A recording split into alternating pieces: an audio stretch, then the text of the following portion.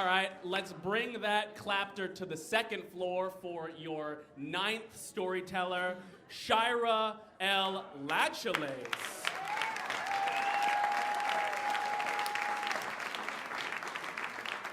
Good job on the last name, CJ. Thank you.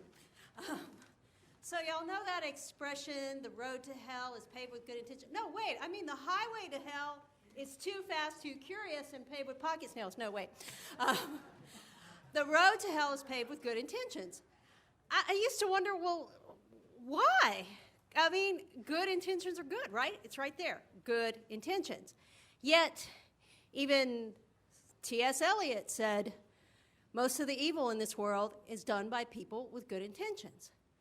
So, as I lived life, because I'm almost 52, I started to figure out what that meant. Intentions aren't things. Intentions without actions are meaningless. You know, and I know, people who mean to do a lot of things and don't do them. You've meant to do things, and so have I, that you haven't done. So, all right, I get it, good intentions. I strive to make good on my good intentions. And in fact, I'm going to posit that an intention is neither good nor bad, because it only exists in the mind of, until there's an action, it only exists in the mind of the intender. So, which brings me to a few weeks ago when I was making groceries over at Rouse's. I bought myself a canister of Republic of Tea Double Dark Chocolate Mate. If I said that wrong, I'm sorry. And that same afternoon, I said, I'm going to brew myself a cup. And I saw a sticker on the top of the canister, and it said, "The light cloud of cocoa powder that emerges from these tea bags is filled with good intentions." Yes, it did say that. So, y'all, this stuff is delicious. It's so good. And one of the serving suggestions is add a splash of milk, so I added a splash of Bailey's. Also, it has antioxidants, so I won't rust. Here's my dilemma, though. Now, am I tastily sipping my way into the fast lane of the road to hell, or the highway to hell, forgive me? I mean, is that their intention? Thank you.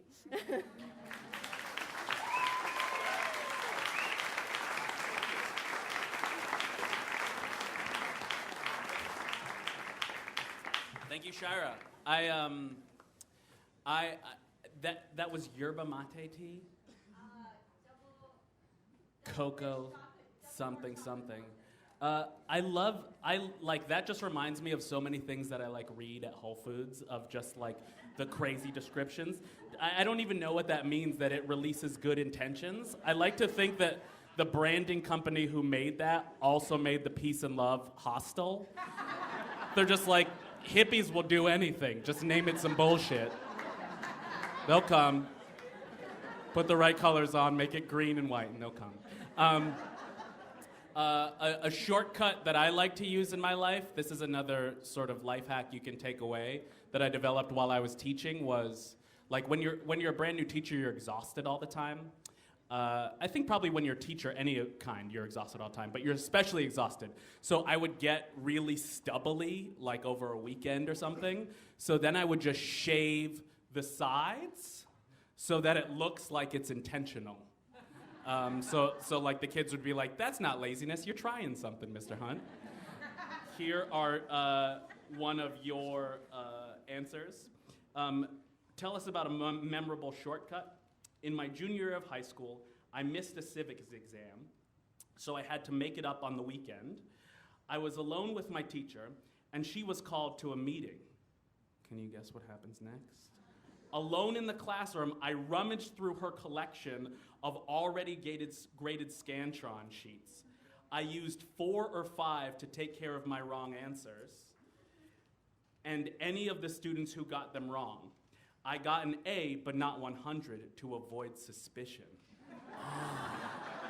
These are my confessions. All right. Score for Shira. What do we got? 7.9. Highway to Hell. 8.2. Pocket Snails. 8.0. All right, Shira. Oh man, is this our last storyteller? No? This is our last storyteller. You were aspirationally saying, no, I wish it were not. Cool. This is just something to remember for next show. We started with me like begging for storytellers, and now we have extra storytellers in the bucket. And I just think that's a cool thing to remember every show, that like courage is like infectious, and this will happen every time. It's really exciting.